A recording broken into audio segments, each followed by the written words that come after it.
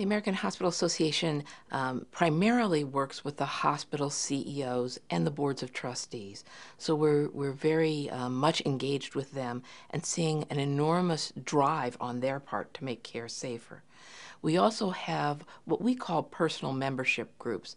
You might think of them as the associations of the individuals who work in our hospitals, the engineers who have a critical role to play in improving safety, the nurse executives who really lead those teams of nurses who work in our hospitals, who have the most frequent contact with patients day in and day out, and who are absolutely committed to driving down the incidence of hospital-acquired conditions.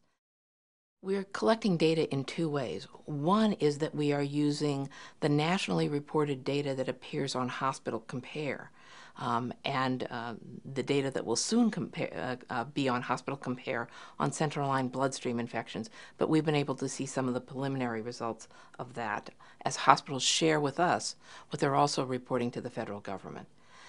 Additionally, we're able to do some quick surveys of our participating hospitals to ask them specific questions as we drill down on issues of emerging concern. So we use both mechanisms to get at what's going wrong here and how can we make it better, and then to track our results and make sure that it is getting better. The federal government has an absolutely critical role in improving safety for patients. First of all, they're the ones with a lot of the data. They're the ones that can help us see what those opportunities are, and not unimportantly, help us see where results are better, which hospitals are achieving higher levels of results, because they're the ones we want to hold up and emulate.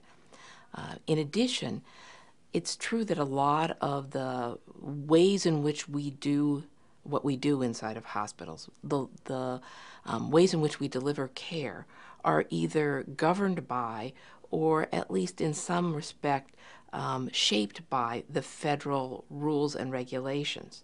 How do they pay for certain services? What services do they pay for? What's in the conditions of participation that Medicare writes that lay the foundation for safety work? We are working with CMS to help them see how some of that may be changed to further patient safety. They've been an incredible partner. And then organizations like the National Institutes of Health, the Centers for Disease Control, the Agency for Healthcare Research and Quality, they churn out important